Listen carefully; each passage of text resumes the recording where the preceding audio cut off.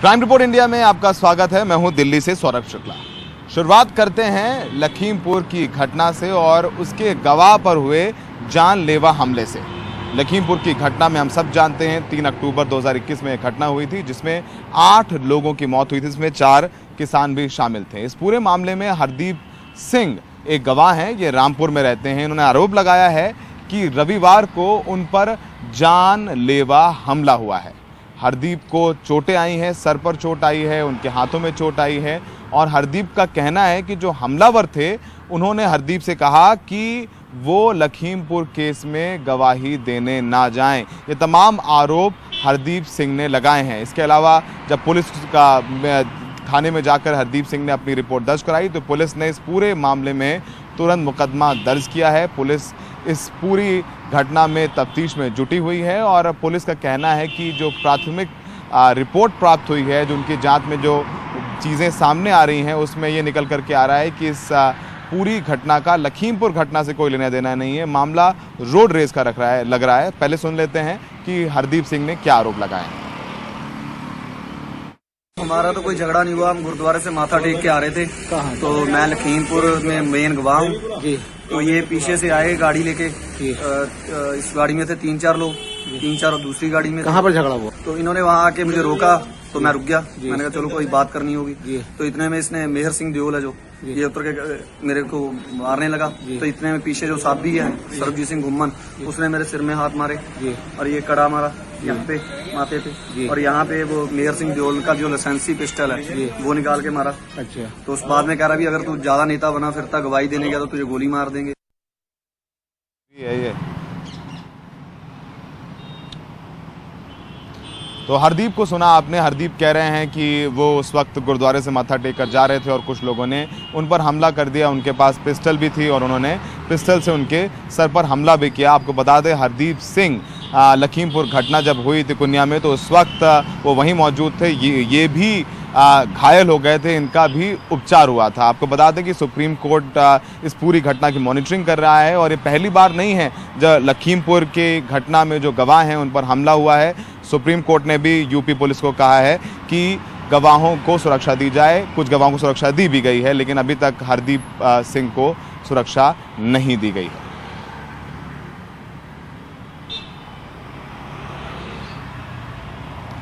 रुख करते हैं दिल्ली का। दिल्ली में हम सब जानते हैं नेशनल हेराल्ड केस में ईडी अपनी जांच कर रही है और ईडी आज इस केस में पूर्व केंद्रीय मंत्री और कांग्रेस के खजांची ट्रेजरर पवन बंसल से पूछताछ कर रही है। आपको बताएं कि इस पूरे मामले में कल ईडी मल्लिकार्जुन खड़गे से भी पूछताछ कर चुकी है। इस पूरे मामले में कई और नेता इनसे पूछताछ की गई है। एसोसिएटेड जर्नल्स लिमिटेड से जुड़े इस मामले की शिकायत सुब्रमण्यम स्वामी ने लगभग 10 साल पहले की थी।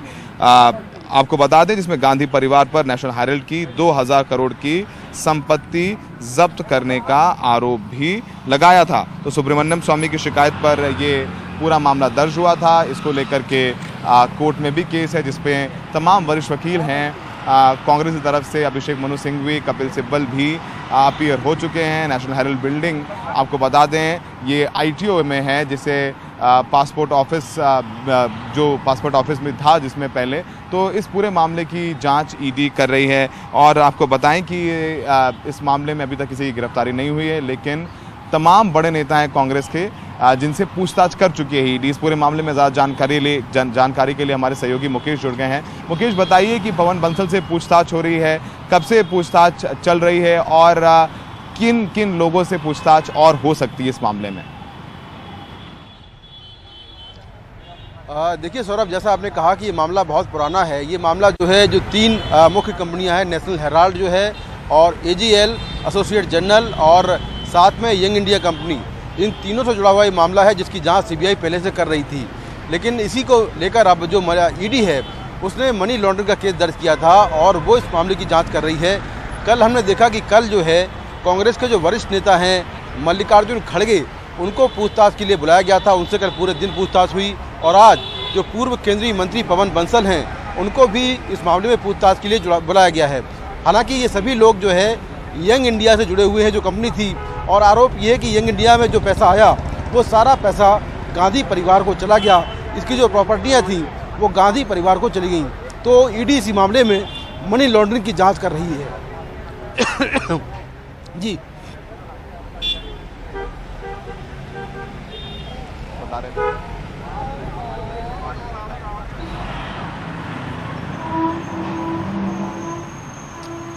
तो मुकेश बता रहे थे कि इस पूरे मामले में ईडी मनी लॉन्ड्रिंग की जांच कर रही है, जिसमें कांग्रेस के बड़े नेताओं से पूछताछ भी की जा रही है।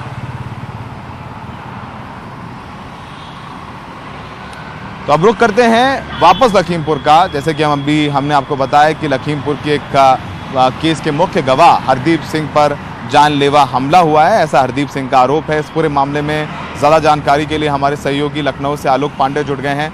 आलोक, आपने केस फॉलो किया, आप लखीमपुर भी जाते रहे हैं, लगातार जो गवाह हैं वो कोर्ट में ये कहते रहे हैं कि उनकी जान को खतरा है, और ये ताज़ा मामला हरदीप का, इससे पहले भी एक मामला देखा था, और क्या जानकारी है आपके पास इस पूरे मामले में?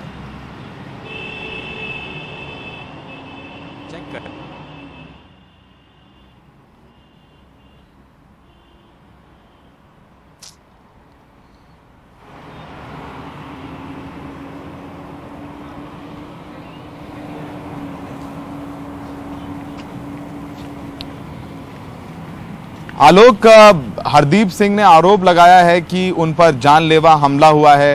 पहले भी मार्च के पहले हफ्ते में एक गवाह ने आरोप लगाया था कि उन पर भी हमला हुआ है। लगातार सुप्रीम कोर्ट कहती आ रही है यूपी पुलिस से कि आप गवाहों को सुरक्षा दें, लेकिन फिर भी तमाम ऐसे गवाह हैं जिनको अब तक सुरक्षा नहीं मिली, और आशीष मिश्रा अभी बेल पर बाहर है, उसको अपोज भी नहीं कर रही है यूपी पुलिस। आलोक जी, आप एकदम सही कह रहे हैं। मैं माफी मांग, मुझे ठीक से ऑडियो नहीं आया, लेकिन इंस्टेंसेस हो चुके हैं। ये रामपुर में हुआ है। ये जो गवाह हैं इनका ये कहना है कि जो इनके ऊपर अटैक हुआ वो लखीमपुर वाले वाक्य या इंसिडेंट को लेके ही हुआ है, और उनको ये धमकी दी गई कि अगर वो गवाही देंगे या क्योंकि उन्होंने गवाही दी है तो इसका उनको खामियाजा भुगतना पड़ेगा।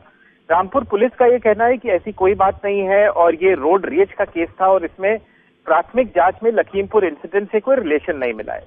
लेकिन जो स्पॉटलाइट है सौरभ, वो आप भी जानते हैं कि इस केस पे काफी रही है, और इस इंसिडेंट के बाद शायद सुप्रीम कोर्ट के फैसले का इंतजार रहेगा, जहां जब जो विक्टिम्स की फैमिलीज हैं उन्होंने आशीष मिश्रा का जो बेल था इलाहाबाद हाई कोर्ट से, उसको चैलेंज किया था सुप्रीम कोर्ट में।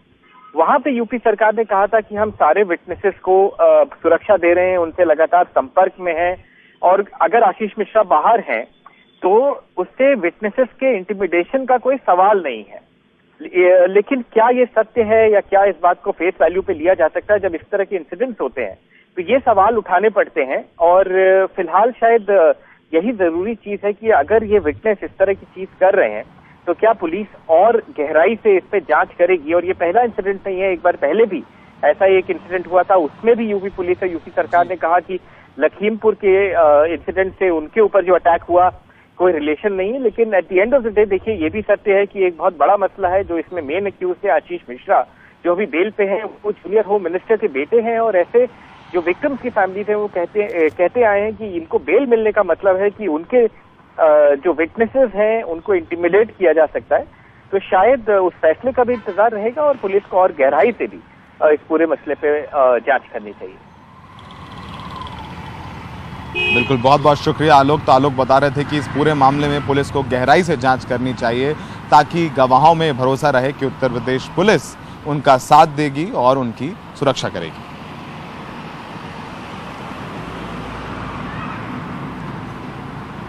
आईएनएस विक्रांत को बचाने के नाम पर चंदा लेकर उसमें गबन करने के आरोप में कोर्ट गए किरीट सोमैया की अग्रिम जमानत खारिज हो गई है, और उसके बाद से किरीट सोमैया लापता हैं। मुंबई पुलिस उनकी तलाश कर रही है, और किरीट सोमैया ने एक वीडियो जारी कर खुद को निर्दोष बताया है।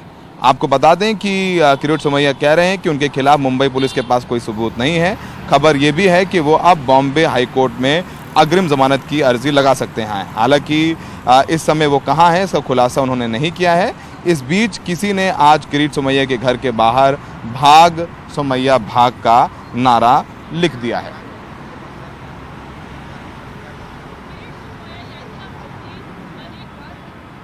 हमारे साथ हमारे सहयोगी मुंबई से सुनील सिंह जुड़ गए हैं। सुनील, किरीट सोमैया अपने आप को निर्दोष बता रहे हैं, क्या कुछ कह रहे हैं आपके सूत्र मुंबई पुलिस के, कहाँ हैं उनके वेयर अबाउट्स, और बताइए इस पूरे मामले के बारे में। देखिए सौरभ, ये जो राजनीति फिलहाल चल रही है केंद्र बनाम राज्य, उसमें कई नेताओं के खिलाफ मामले दर्ज किए जा रहे हैं और वो अदालत से राहत पाने की कोशिश भी कर रहे हैं। इसी संदर्भ में किरीट सोमैया के खिलाफ एक मामला दर्ज है कि INS विक्रांत को बचाने के नाम पे साल 2013 में उन्होंने एक मुहिम चलाई और उसमें 57 करोड़ रुपए उन्होंने इकट्ठा किया। तो वो मामला यहाँ पर, लेकिन वो जो पैसे हैं वो राज्यपाल को दिए नहीं।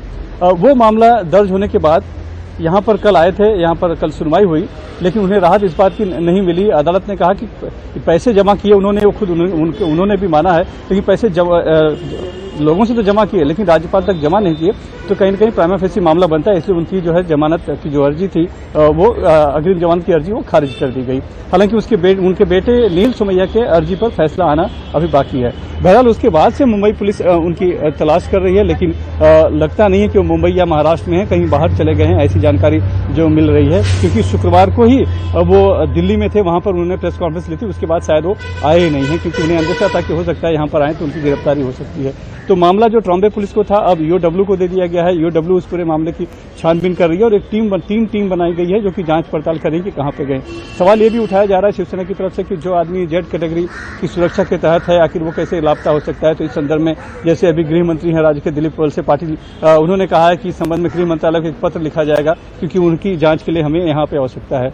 कोशिश किरीट सोमैया की तरफ से यह है कि बॉम्बे हाईकोर्ट में अर्जी दें और बॉम्बे हाईकोर्ट से शायद उन्हें प्रोटेक्शन मिल जाए, क्योंकि सेशन कोर्ट से यहाँ से तो नहीं मिला है। जैसा कि एक नजीर अभी हमने देखा कि प्रवीण दरेकर जो विधान परिषद में विरोधी दल नेता थे, उनकी भी जमानत अर्जी जो फर्जी मजदूर के आरोप में उनके ऊपर मामला दर्ज था, यहाँ पर सेशन कोर्ट में खारिज हो गई थी, लेकिन बॉम्बे हाईकोर्ट में अभी कुछ देर पहले ही उन्हें जो है उनकी अग्रिम जमानत मंजूर हो गई है। तो वही रास्ता कहीं न कहीं किरीट सोमैया भी अपनाएंगे। लेकिन बहरहाल स्थिति ये बनी हुई है कि जो किरीट सोमैया लगातार प्रेस कॉन्फ्रेंस ले रहे थे, महाविकास आघाड़ी के दर्जनों नेताओं के भ्रष्टाचार को उजागर करने की बात करके उन्हें जेल में डलवाने की बात कर रहे थे, वो किरीट सोमैया आज खुद जो है कि गिरफ्तारी से बचने के लिए रास्ते तलाश रहे हैं। यानी जो राजनीति फिलहाल चल रही है कि महाराष्ट्र में केंद्र बनाम राज्य की, इसमें कब किस नेता का नंबर आएगा ये कहा नहीं जा सकता है। इसका जो एक अनुभव है वो खुद इस समय किरीट सोमैया ले रहे हैं और अपनी गिरफ्तारी से बचते हुए कहीं न कहीं वो गायब है, लापता है। जी सुनील, तो सुनील बता रहे थे कि किरीट सोमैया अपनी गिरफ्तारी से बचने के लिए लापता हैं इस वक्त और मुंबई पुलिस उनकी तलाश कर रही है।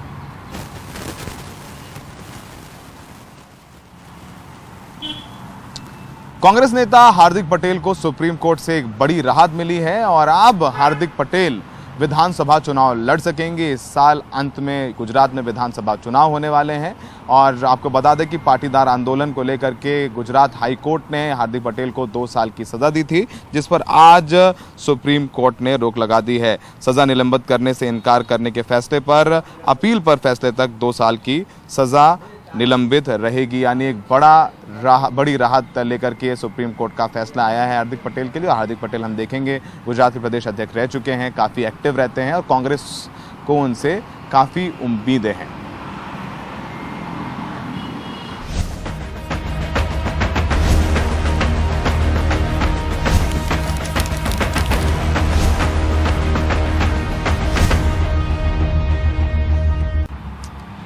क्राइम रिपोर्ट इंडिया में ब्रेक के बाद आपका स्वागत है।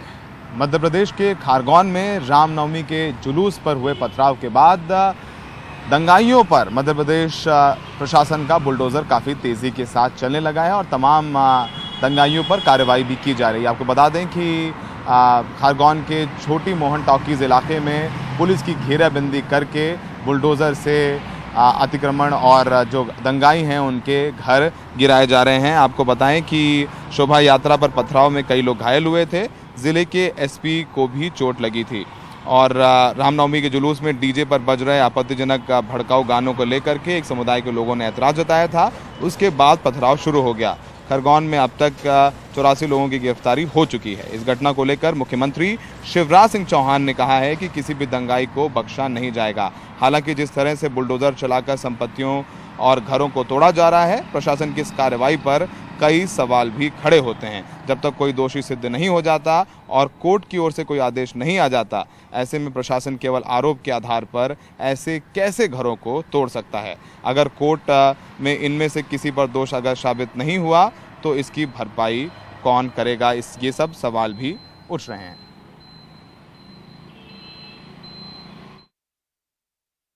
पर ऐसा क्यों हो रहा है कि सिर्फ मुस्लिम लोगों को ही निशाना बनाया जा रहा है? क्या हिंदुओं की पत्थरबाजी नहीं थी? अरे बचाव में कोई क्या कर रहा है ये अलग बात है, हमला किसने किया वो मूल बात है। राज्य सरकार पर जरूर आरोप लग रहा है कि वो एक धर्म के लिए काम कर रही है।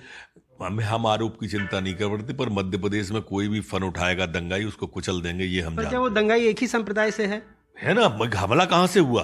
आपकी सरकार में मुस्लिम भी न्याय की उम्मीद कर सकते हैं अगर उनके खिलाफ ज्यादती अगर ऐसा हमले करेंगे तो बिल्कुल ना करें, और नहीं करेंगे शांति से रहेंगे तो सब प्रेम से रहेंगे।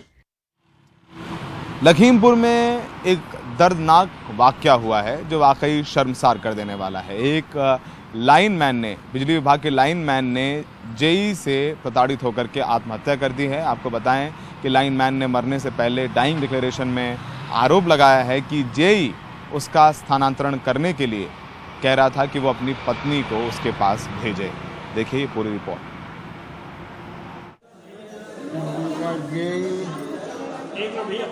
और उसका दल्ला मांग रहे थे ट्रांसफर कराई। ये जान देने से पहले का लाइनमैन गोकुल प्रसाद का बयान है। इसे सुनने के बाद आपके रोंगटे खड़े हो जाएंगे। और उसका दल्ला मांग रहे थे ट्रांसफर कराई। 47 साल के गोकुल पिछले 22 साल से बिजली विभाग में काम कर रहे थे। आरोपी जेई नागेंद्र उनका लगातार ट्रांसफर करवा रहा था। परिजनों ने कहा है कि जूनियर इंजीनियर ट्रांसफर रोकने के लिए रुपयों की मांग कर रहा था और गोकुल का लगातार मानसिक रूप से टॉर्चर किया जा रहा था। मौत से पहले दिए गए बयान के मुताबिक इस बार तो ट्रांसफर रुकवाने के लिए जेई ने गोकुल से उनकी पत्नी के साथ रिश्तों की मांग की, जिससे परेशान होकर गोकुल ने जेई के घर के बाहर खुद को आग लगा ली।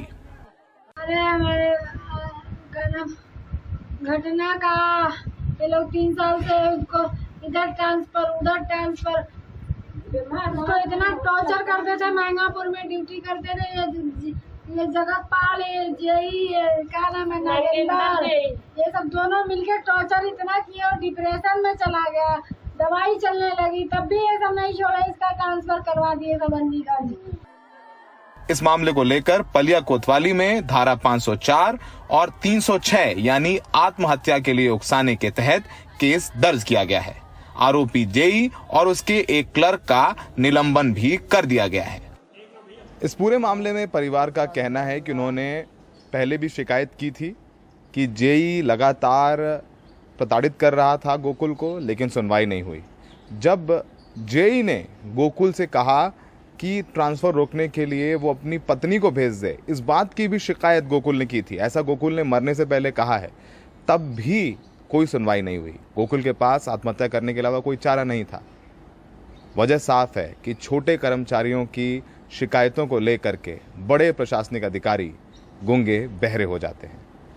लखीमपुर में सहयोगी प्रतीक श्रीवास्तव के साथ दिल्ली से सौरभ शुक्ला, एनडीटीवी इंडिया। अब रुक करते हैं क्राइम रिपोर्ट इंडिया में अपराध जगत की दूसरी खबरों की ओर।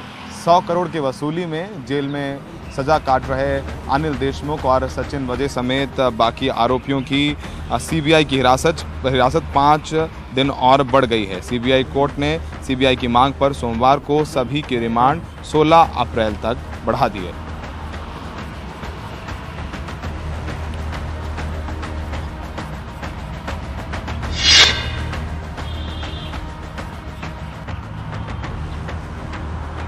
उड़ीसा के ढेकनाल में चुनाव के बाद हिंसा हुई है। शनिवार को देर रात नवनिर्वाचित नगर पालिका अध्यक्ष के घर के सामने कुछ अज्ञात बदमाशों द्वारा बम फेंके गए। खबर है कि ये बम नगर पालिका अध्यक्ष जयंती पात्रा के घर के सामने फेंके गए।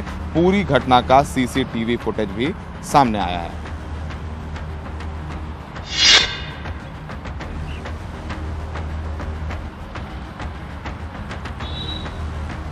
दिल्ली के संगम विहार इलाके में एक दिल दहला देने वाला वीडियो सामने आया है। यहाँ कुछ बदमाशों ने एक कार क्लीनर की गोली मारकर हत्या कर दी।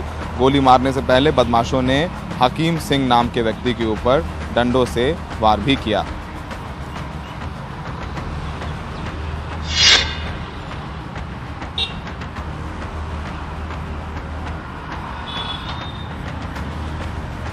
सेंट थॉमस स्कूल द्वारका द्वारा गैर कानूनी फीस के विरोध में शांतिपूर्वक धरने पर बैठे अभिभावकों के साथ स्कूल प्रशासन, टीचर्स और उनके द्वारा बुलाए गए बाउंसर्स ने हाथापाई की। इस हाथापाई के दौरान कई अभिभावकों को चोट आई है। बताया जा रहा है कि अभिभावक फीस बढ़ाए जाने के मामले को लेकर स्कूल प्रशासन से मुलाकात करना चाहते थे, लेकिन घंटों इंतजार के बाद भी स्कूल प्रशासन ने उनकी बात नहीं सुनी।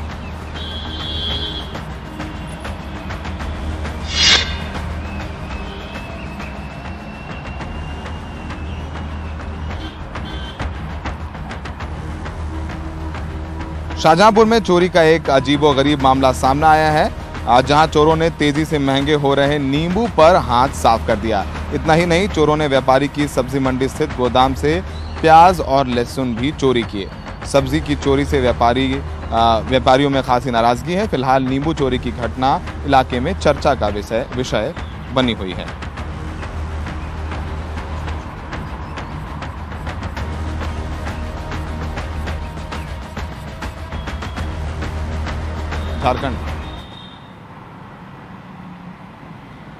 झारखंड में देवघर में राहत और बचाव कार्य पूरा हो गया है। आपको बता दें कि आज भी 14 लोगों को सुरक्षित निकाला गया है, लेकिन इस दौरान एक हादसा भी हो गया।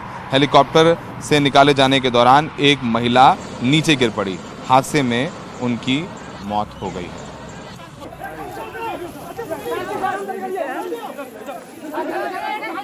है